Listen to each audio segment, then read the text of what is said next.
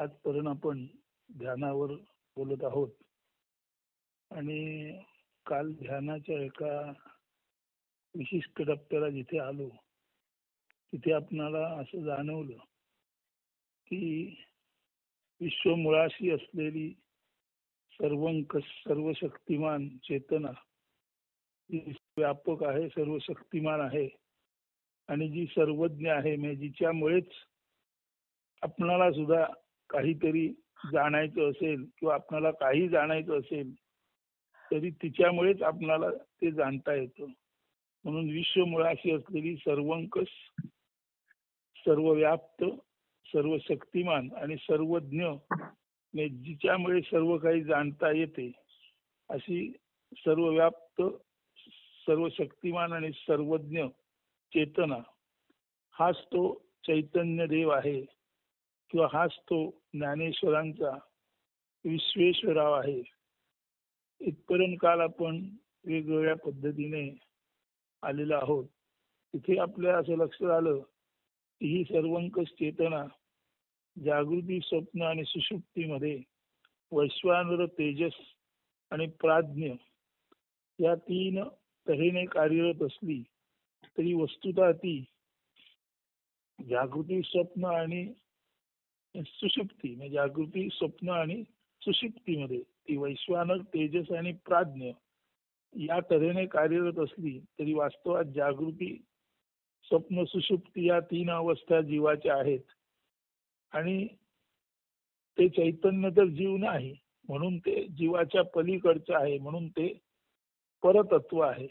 म्हणून विश्वाच्या मुळाशी असलेली सर्वव्यापक सर्वशक्तिमान सर्वज्ञ चेतना हेच ते परतत्व आहे आणि त्याच्यामधूनच विश्वाची निर्मिती झाली. तेव्हा अर्थातच माणूस हा त्या प्रगतीतला सर्वोच्च टप्पा गाठला गेला आणि या माणसामध्येच जागृती, स्वप्न, सुषुप्ती अशा तीन अवस्था आहेत आणि ती सर्वोच्च चैतन्य सत्ता जागृतीमध्ये विश्वान्नयती अशा पद्धतीने वैश्वानर म्हणून, स्वप्नामध्ये तेजस म्हणजे चैतन्याद्वारे पूर्वी होऊन गेलेल्या आणि पुढे माणसाच्या मनामध्ये ज्या काही कल्पना येतात त्याद्वारे तो जे पाहतो ते म्हणजे पुढच्या काल्पनिक गोष्टी या तो स्वप्न माणसाला पडतं आणि अर्थातच गाढ झोपेमध्ये जाणीव नेणीवेच्या पलीकडे माणूस असतो. परंतु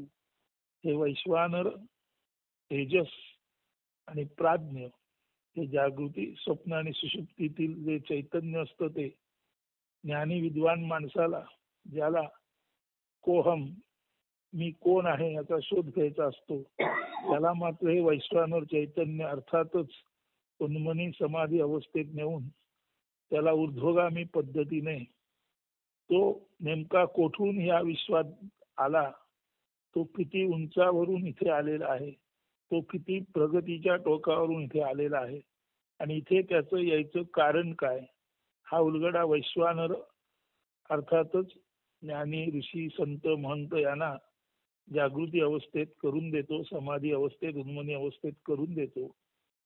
तोच जेव्हा हे संत महंत तुमच्या आमच्यासारखी झोपी जातात तेव्हा त्यांना तेजस पद्धतीने स्वपण म्हणजे आपल्या अस्तित्वाचं मूळ रूप काय हे तो त्यांना स्वप्नात दाखवून देतो आणि प्राज्ञ गाढ झोपेत जाणीव नेणीव रहिततेत जेव्हा ते तुमच्या आमच्यासारखे असतात तेव्हा तेही जरी जाणीव नेणीव रहिततेत असल्याने प्रकर्षाने अज्ञ वाटले तरी असे संत महंत जर तुम्ही निद्रिस्त पाहिले तर त्यांच्या निद्रेवर ते नेमके कोण आहेत याचं एक असामान्य तेज झोपेमध्ये त्यांच्या चेहऱ्यावर झळकत असतं.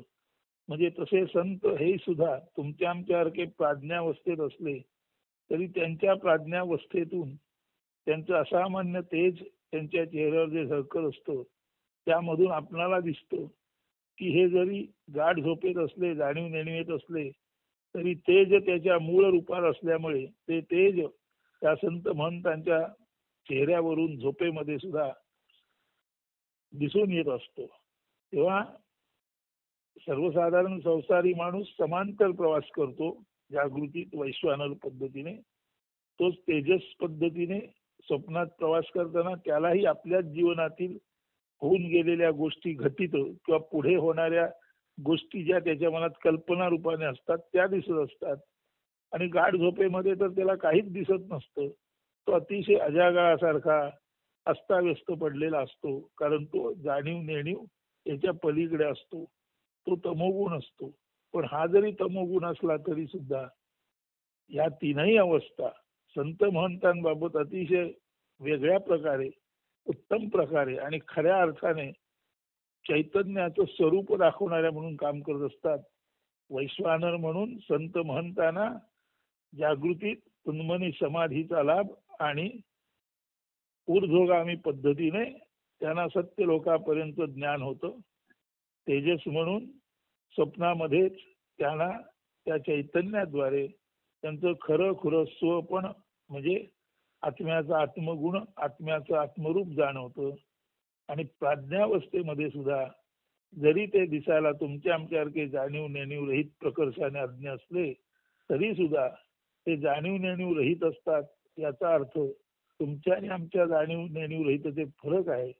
तुमच्या आमच्या जाणीव नेणीव रहिततेत अज्ञान आहे आणि त्यांची जाणीव आणि नेणीव रहितता म्हणजे ज्ञान आणि अज्ञान, जाणीव आणि नेणीव या तिन्हीच्या पलीकडची अत्यंत उच्च दर्जाची ती प्रज्ञावस्था असते. म्हणजे पुढचं जाणणारी अलौकिक स्थिती असते. आणि ती त्यांची जाणीव ते झोपेत असताना त्यांच्या चेहऱ्यावरून चैतन्य म्हणून प्रस्फुटित होत असते. म्हणून वैश्वानर, तेजस आणि प्राज्ञ या तिन्ही प्रकारामध्ये म्हणजे जागृती, स्वप्न आणि सुषुप्तीमध्ये तुमच्या आमच्यापेक्षा साधू संत मंडळींना ते मुळात चैतन्य अधिक वेगळं वरच्या दर्जाचं काही दाखवत असते. तर हे काय आहे, तर चैतन्य जेव्हा बहुश्याम झालं तेव्हा चैतन्य बहुश्याम होण्या अगोदर सर्व तऱ्हेची निर्मिती जी पुढे झाली किंवा अजून होत आहे, सर्व तऱ्हेचे गुण आकार भाव जे पुढे आले सृष्टी रचनेनंतर, जीवरचनेनंतर आणि अजून सुद्धा नवीन नवीन पद्धतीने होत आहेत. सर्व तऱ्हेचे आकार, सर्व तऱ्हेचे गुण, सर्व तऱ्हेचे भाव बहुश्याम विविध भाव असं जाणवल्यानंतर त्या चैतन्यातून प्रकट झाले. आता विविध भाव असं जाणवलं, ते का जाणवलं तर लक्षात घ्या, त्या सत्यलोकामध्ये ते पूर्णपणे नथिंगनेस आहे. जिथे थिंग नाही, वस्तूचा अभाव आहे, विषयाचा अभाव आहे, जीवाचा अभाव आहे, तिथे कुठल्याही दृश्य जगताचा अभाव आहे. परंतु ते अदृश्य चैतन्य जे आहे ते जरी अदृश्य असलं तरी ते चैतन्य आहे. आणि ते चैतन्य आहे याचा अर्थच त्या चैतन्यामध्ये निश्चितच काहीतरी आउटपुट निर्माण करण्याची क्षमता आहे. म्हणून चैतन्य हे चैतन्य म्हणून, इनपुट म्हणून जरी निर्गुण निराकार असलं तरी चैतन्य हे चैतन्य म्हणून, इनपुट म्हणून निर्गुण निराकार असलं तरी जेव्हा ते आपल्यातून काही बाहेर टाकतं, आउटपुट म्हणजे उत्पादन किंवा निर्मिती करतं, तेव्हा इनपुट म्हणून निर्गुण निराकार निर्भाव असलेलं चैतन्य आउटपुट म्हणून त्याच्यामधून बाहेर पडताना सगुण साकार स्वभाव, जाणीव नेणीव अशा पद्धतीने युक्त म्हणजे द्वैत भावाने युक्त किंवा अनेकतेने युक्त असं होतं. आता खरं सांगायचं म्हणजे हे जे चैतन्य सत्य लोकाकडून भूलोकाकडे आलं, ही खरी खुरी प्रत्यक्षात एक वारी आहे. वारी म्हणजे अशी की आपण काय म्हणतो, पंढरपूरची वारी संत महंत विठोबाकडे निघाले, बरोबर आहे. मग हा जो विठोबा आहे विशेषत्वाने ठोंब्या उभा जो आहे, हा जो परमेश्वर आहे तो इथे देवळात ठोंब्या आहे, पण सत्य लोकांमध्ये तो ब्रह्म म्हणून इतका ठोंबे आहे, इतका जाणीव नेणीव याच्या पलीकडे आहे, इतका तो एक विध आहे, इतका तो एकमुखी आहे, इतका तो एकोहम आहे की त्याला अहमची सुद्धा जाणीव नाही. तो नुसताच एक आहे.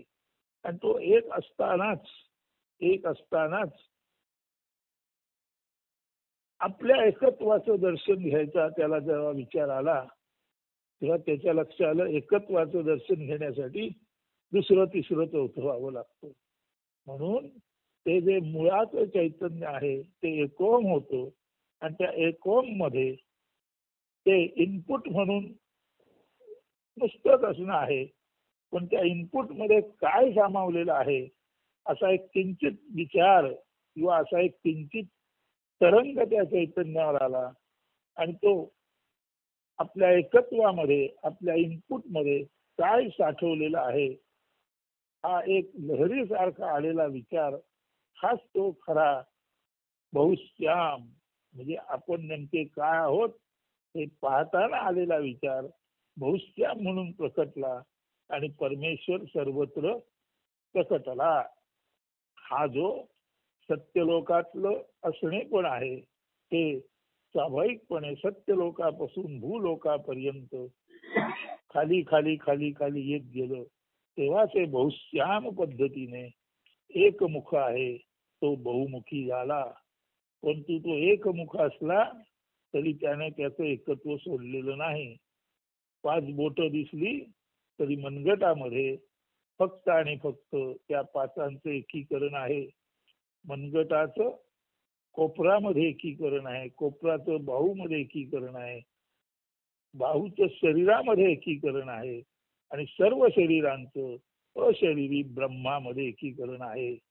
म्हणजे एकत्व न सोडता बहुविध झालेला हा परमेश्वर ही खरी खुरी ब्रह्मवारीला निघालं आणि वारीला जाता जाता त्या ब्रह्मानेच अनेक गोष्टी निर्माण केल्या. त्यानेच तीर्थ निर्माण केली, त्यानेच मंदिरं निर्माण केली, त्यानेच माणसं निर्माण केली, त्यानेच पशुपक्षी निर्माण केले, त्यानेच काही सर्व निर्माण केलं. अशी ही खरी खुरी ब्रह्म आपलं बृहत्पण आपलं जे इनपुट आहे आपल्यात जे आठवलेलं आहे ते नेमकं काय पाहायला गेलं आणि ब्रह्माची वारी सुरू झाली. आणि ही जी ब्रह्माची वारी एकदा सुरू झाली ती मात्र आता जन्म स्थिती आणि अर्थात संवर्धन. जन्म स्थिती म्हणजे संवर्धन आणि लय अशा तऱ्हेने सतत चालू आहे. किंवा ही जी ब्रह्माची वारी आहे ती नेमकेपणानेच म्हणजे आपलं नुसतं असणं हे न टाकता ही ब्रह्माची वारी सुरू झाली. आणि नुसतं असणं न टाकता ब्रह्माची वारी सुरू झाल्यानंतर कोणाच्या मनात प्रश्न येईल हे नुसतं असणं का संभवलं. तर ते नुसतं असणं एवढ्यासाठीच संभवलं की एका जागी समुद्र साठलेला आहे. आता एका जागी समुद्र साठलेला आहे त्याचं असणं पण तो सोडत नाही. परंतु सूर्याच्या उष्णतेमुळे पाण्याची वाफ होते, वाफ वर जाते, त्याचा ढग होतो, ढगांचं पाणी होतं आणि परत पाणी नदी नाले ओढे झरे याला मिळून समुद्रात येतं. म्हणजे समुद्राने आपलं एकत्व सोडलेलं नाही. परंतु चैतन्य आहे ते जरी एक म्हणून राहणं किंवा ते जरी एक म्हणून असणं हे निश्चित असलं तरी ते चैतन्य आहे ते एक तऱ्हेचं द्रवरूप असणं आहे. आणि प्रत्येक द्रवरूपाला स्वाभाविकपणे बाष्परूप, घनरूप आणि द्रवरूप. बाष्परूप म्हणजे वाफ, घनरूप म्हणजे ढग आणि द्रवरूप म्हणजे पाणी.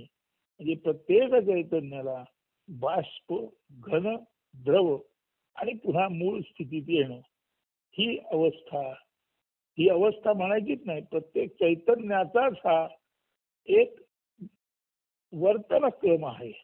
त्यामुळे ब्रह्म ही चेतन आहे आणि चेतनेचा वर्तन क्रम बाष्प, घन आणि द्रव म्हणजे पाण्याची वाफ, ढग आणि पाणी हा जसा ह्याचा पाण्याचा क्रम आहे त्याचं असणे पण एकच आहे. पण ते असणेपणाचे क्रम आहेत. बाष्प, घन आणि द्रव. आणि द्रव झालं म्हणजे परत आपलं मूळ द्रवरूपाला द्रव मिळालं. परंतु हे फिरणं आहे. तसंच हे जे ब्रह्म आहे त्याचं असणे पण मान्य करून सुद्धा ते चैतन्य असल्यामुळे त्या ब्रह्माच्या चैतन्य रूपी असणेपणातच त्या चैतन्याचा फिरण्याचा क्रम आहे. आणि हा जो चैतन्याचा फिरण्याचा क्रम आहे त्याच्यातून चैतन्याची वारी नियमित सुरू झाली. आता ही चैतन्याची जी वारी नियमित सुरू झाली ती चैतन्य ओळखणाऱ्या एखाद्या जीवाला कशी दिसते तर ते पहा.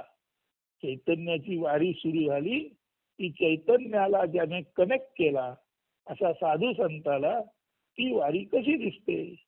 चैतन्य त्याचं एकत्व न सोडता ते कशा कशा रूपाने आलेलं दिसतं तर ते आता तुम्ही ऐका.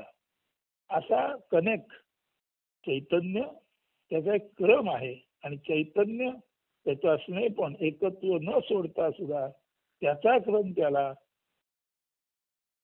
अंगीकारणं हे सुद्धा त्याला क्रमप्राप्त आहे. म्हणजे एखाद्या गोष्टीला क्रम आहे आणि तो क्रम अंगीकारणं त्याला क्रमप्राप्त आहे.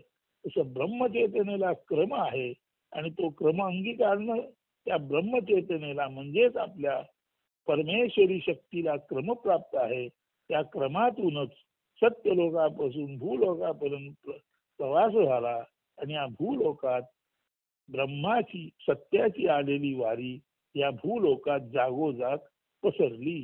ती वारी कशी पसरली तर ती वारी कशी पसरली याचं दर्शन इथेच मानव रूपाने आलेल्या एखाद्या अहंकार रहित संताला त्याचं दर्शन जे होतं ते दर्शन म्हणजे ब्रह्माची वारी जगात आली त्याचं दर्शन.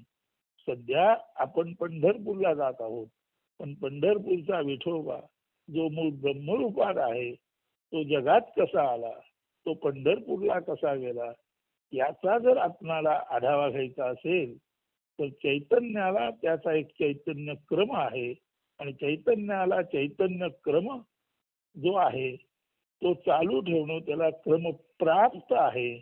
म्हणजे चैतन्याला त्याचा जो सिक्वेन्स आहे तो चालू ठेवणं त्याला क्रमप्राप्त आहे.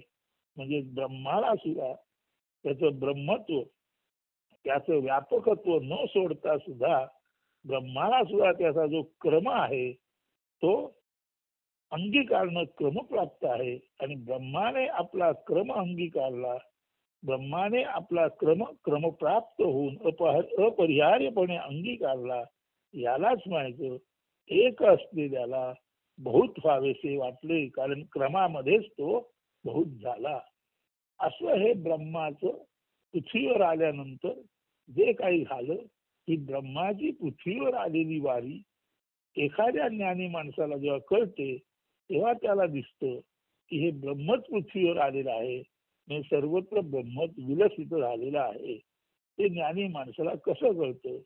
ब्रह्म विश्ववारीवर आलं आणि विलसित झालं परंतु सर्वत्र दिसणेपणात विश्वामध्ये ब्रह्मच आहे आणि त्या विश्वाच्या दिसणेपणाच्या पलीकडेही ब्रह्मच न दिसणेपणी आहे. हे साधू संतांना जे कळतं तेच खरं खुरं साधू संतांच्या अंतर्गत जागृती स्वप्न आणि सुषुप्तावस्थेत वैश्वानर तेजस आणि प्राज्ञ या 3 प्रकारे ओळखलं जाणारं त्याचं आत्मतत्व हेच त्याला मूळ आत्म्याची मूळ ब्रह्माची ब्रह्मस्थिती ब्रह्माचा अनुक्रम तो अनुक्रम फॉलो करणं क्रमप्राप्त आहे. म्हणजे बहुश्याम होणं हे अपरिहार्य आहे. आणि तेच ब्रह्म बहुश्याम झालं तरी पुन्हा समुद्र असा वाप ढग पाणी या नात्याने समुद्र हा समुद्र तसाच राहतो. त्या ब्रह्म सुद्धा कितीही विस्तारलं तरी त्याचं विस्तारित आणि अविस्तारित म्हणून ब्रह्माचं असणे पण त्याचं एकोहम एकत्व न ढळताही तो अनेक झालेला आहे. ते साधू संतांना वैश्वानर तेजस आणि प्राज्ञ ह्या 3 आत्म्याच्या रूपाने जागृती स्वप्न आणि सुषुप्तीमध्ये जे विलक्षण ज्ञान दिलं जातं त्याद्वारे ओळखलेलं आहे.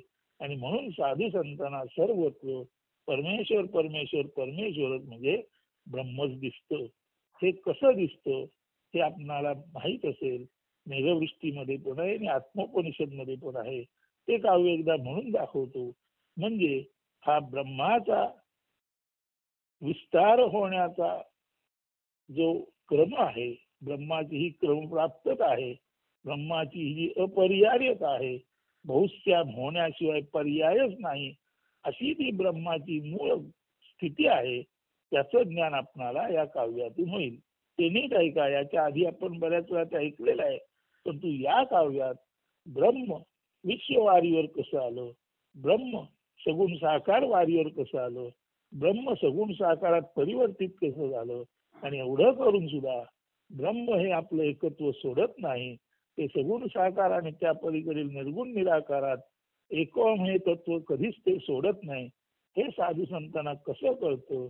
त्यांच्या उन्मनी समाधी भावावस्थेत वैश्वानाला करून तेजसद्वारे स्वपण, स्वतःचं रूप, स्वतःचं असणं, स्वप्नामध्ये स्वपण आत्मरूप दर्शनाने आणि प्राज्ञावस्थेमध्ये आपलं एकत्व त्यांच्या चेहऱ्यावरून अत्यंत विलसित चैतन्याद्वारे जे बाहेर पडतं, तेव्हा त्या एकत्वाची चेतना जी त्यांच्या चेहऱ्यावर प्रतिबिंबित होते, त्याद्वारे त्यांना प्राज्ञावस्थेमध्ये सुद्धा तेच ज्ञान होत असतं. हे आता आपण पूर्वी पाहिलेलं आहे. मेघवृष्टीमध्ये ते काव्य आहे, आत्मोपनिषदमध्ये काव्य आहे. पण या सर्वाच्या संदर्भात आपण ते एकदा ऐकलं की ब्रह्माची बहुत होण्याची वारी कशी सुरू झाली, आणि ती वारी आज तशीच चालू असून सुद्धा त्याचं एकत्व कसं अबाधित आहे आपल्याला कळेल. तर ते काव्य आता या नव्या भूमिकेतून नीट ऐका.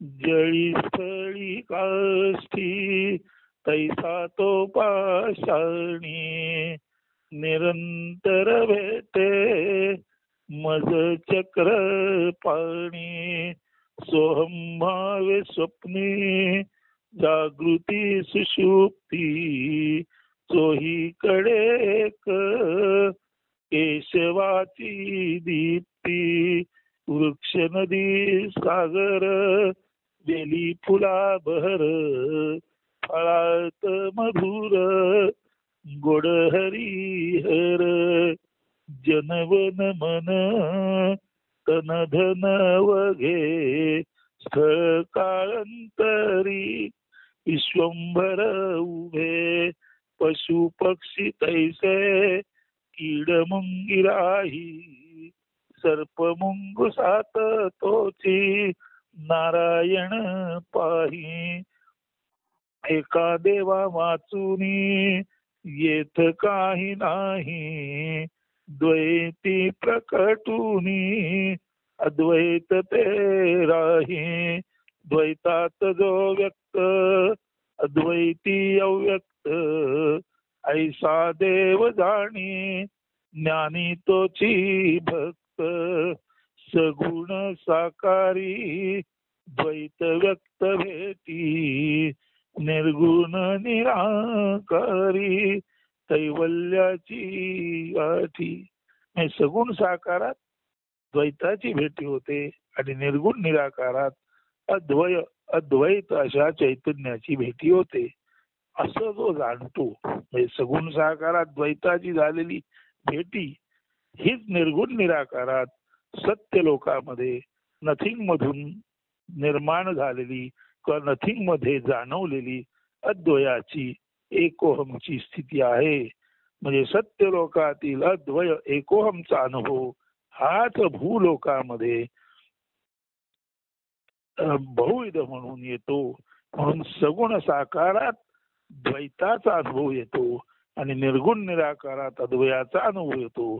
निर्गुण निराकाराचा अद्वयाचा अनुभव म्हणजे ब्रह्मलोकाचा अनुभव, आणि ते ब्रह्मलोकच तो किंवा तो ब्रह्म, ते ब्रह्म म्हणजे चेतना, आणि ती चेतनाच तिला प्रसारित होणे, वाहणे हे क्रमप्राप्त असल्यामुळे, म्हणजे ब्रह्मलोकातील ब्रह्मचेतना ही चेतना आहे, अर्थात ती फ्लुइड आहे, वाहती आहे.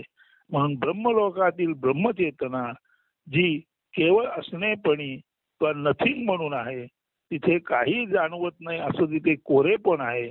पण कोरेपण असलं तरी कोरेपण म्हणजेच त्या विशुद्ध चेतनेचं मूळ रूप, ते अद्वय रूप आहे.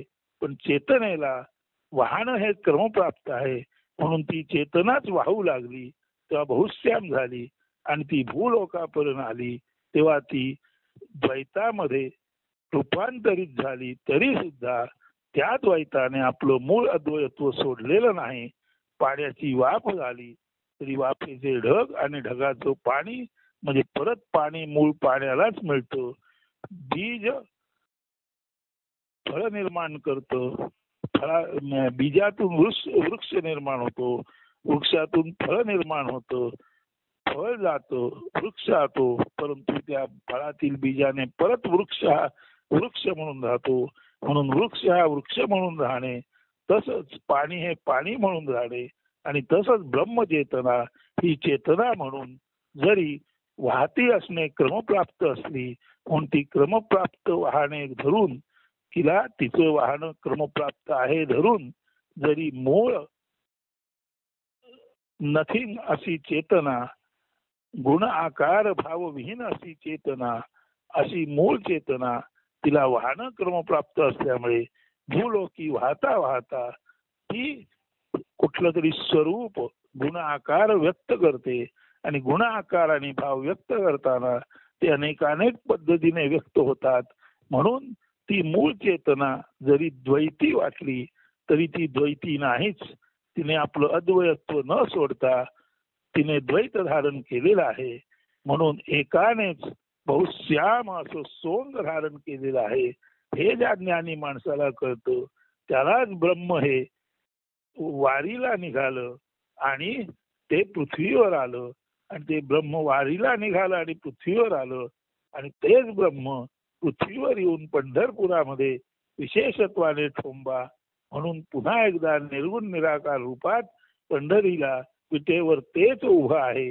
हे ज्या संत महंतांना जाणवलं, ती संत महंतांची जी जाणीव आहे ती त्यांना वैश्वानर, तेजस आणि प्राज्ञ ह्या आत्म्याच्या तीनही मानीव, खरं म्हणजे ह्या तीन गोष्टी मानीव आहेत, पण या तीनही प्रकाराद्वारे म्हणजे वैश्वानर, तेजस आणि प्राज्ञ या तिन्ही प्रकाराद्वारे ब्रह्माचं निर्गुण निराकारत्व न सोडता सुद्धा ब्रह्म चलित होणं क्रमप्राप्त असल्यामुळे ते ब्रह्म पृथ्वीवर आलं, आणि तेच ब्रह्म स्वाभाविकपणे पंढरपूरला आज विशेषत्वाने ठोंब म्हणून उभा आहे. विठोबा जसा आहे तसा आहे, ब्रह्म आहे तसं आहे. ब्रह्मापासून विठोबापर्यंत ही ब्रह्मवारी भूलोकावर आलेली आहे. आणि या ब्रह्मवारी बरोबरच आपण जे बहुविध आहोत ते त्या ब्रह्माचे सुपुत्र वारकरी आहोत. हे जेव्हा आपणाला खरं ज्ञान ज्ञानेश्वर तुकोबांच्या कृपेने प्राप्त होईल तेव्हाच आपणाला त्या वैश्वानराचा, तेजसचा, त्या प्राज्ञाचा खराखुरा वर खरी कृपा लाभेल. आणि आपण भेदाभेद रहित तो विठ्ठल, हा विठ्ठलच भूलोकाचा आणि तेच ब्रह्मलोकातलं निर्गुण निराकार तेज तत्व हे आपल्याला समजेल.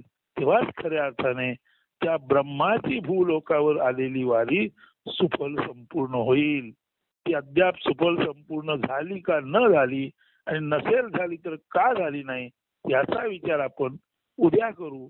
सध्या ब्रह्मच बहुश्याम पद्धतीने चैतन्यच त्याला वाहणे क्रमप्राप्त असल्यामुळे, त्याला दूरवर जाणे क्रमप्राप्त असल्यामुळे चैतन्यच त्या सत्यलोकातून भूलोकापर्यंत कसे वाहिले, आणि चैतन्यानेच ही सोंग, ही रूप कशी घेतली.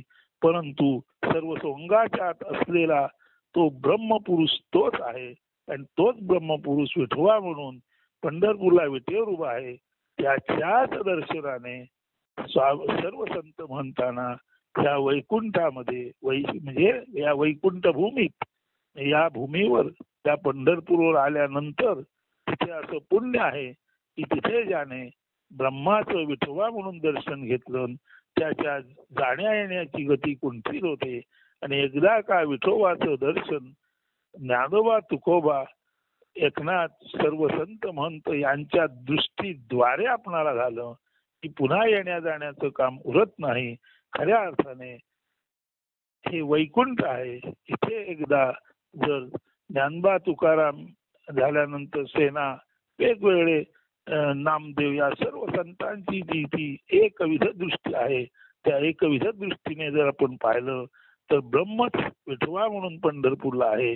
आणि हा विठोबा आणि ब्रह्म एक आहे हे ज्या संत म्हणताना कळलं त्यांना वैश्वानर तेजस आणि प्राज्ञ या तिन्ही प्रकाराने आत्म्याने त्यांना जी मदत केली तीच मदत आपल्याला होते आणि आपणालाही एकोहमचा या पृथ्वीवरती निश्चितपणे विश्वास निर्माण होतो आणि आपण सुद्धा एकच आहोत. आपण बहुत दिसलो तरी ती बहुविधता ही देखावा आहे, ही माया आहे. आपलं एकविधत्व तसंच्या तसं अबाधित आहे. जरी विठोबा इथे दिसला तरी ब्रह्म तिथे अबाधित आहे. तसंच आपण अनेकानेक पृथ्वीवर दिसलो तरी विठोबा म्हणून आणि ब्रह्म म्हणून आपण एकोहम आहोत याचा जो आपल्याला साक्षात्कार होतो हाच खराखुरा ब्रह्म पृथ्वीवर आल्यानंतर ब्रह्मवारीत होणारा साक्षात्कार तुम्हा आम्हाला झाला तरच पंढरपूरला न जाता सुद्धा आपल्याला पंढरपूरची वारी घडल्याचं समाधान मिळू शकेल. तर ब्रह्मवारीत ब्रह्म पंढरपूरला आलं आणि त्याला भेटायचं विठोबाला भेटायचं कसं हे आपण पाहिलं. आपल्या जागेवरूनच आपण त्याला भेटू शकतो. परंतु आता इथे जी वारी सुरू आहे त्या वारीचं जे रूप आहे ते रूप आपण उद्याच्या भागात पाहू. सध्या ब्रह्म एकोहम एकत्व न सोडता विशेषत्वाने ठोंब त्या पंढरपूरला आहे आणि तिथे जाऊन संत म्हणताना जे दर्शन झालं तेच दर्शन कोणाही साधू मनाच्या माणसाला होऊ शकतं. तिथे न जाताही होऊ शकतं हे आपण सांगितलं. आणि ही ब्रह्मवारी जी अर्थातच विठोबा म्हणून पंढरपूरला येऊन थांबलेली आहे त्या वारीचं दर्शन आपण तिथे जाऊन सुद्धा घेऊ शकतो. तिथे न जाता सुद्धा घेऊ शकतो. फक्त आपणाला तो वैश्वानर तेजस आणि प्राज्ञ याची विशेष मदत आवश्यक आहे आणि ती विशेष मदत जर आपण आपल्यातलं एकत्व नेमकं काय कळलं आणि ते खंडित न होता सुद्धा हा द्वैत भाव दिसणार आहे. प्रत्यक्षात तो एक भावच आहे हे जर आपल्याला कळलं तर ब्रह्माची ब्रह्मवारी आणि ब्रह्मवारीतून विठोबा जो तिथे पंढरपूरला येऊन थांबला आहे तो तिथे जाणारे लोकांची ती आषाढीची वारी तिथे न जाता जागर बसून दर्शन घेणाऱ्यांची सुद्धा आषाढी कार्तिकी सर्व काही यशस्वी होईल. सर्वांना एकोहमचा खराखुरा आनंद बसल्या जागेवरून मिळू शकेल. हेच आहे ब्रह्मवारीचे ब्रह्म. वाहत वाहत वाहत पंढरपूरपर्यंत आले आणि ब्रह्मच पृथ्वीवर अवतरले. त्या ब्रह्मवारीचं हेच रहस्य आहे. अस्तु उद्या प्रत्यक्षात काय आहे त्याचा आपण उद्याच्या भागात विचार करू. धन्यवाद. चिंतनात राहा. शुभ दिन.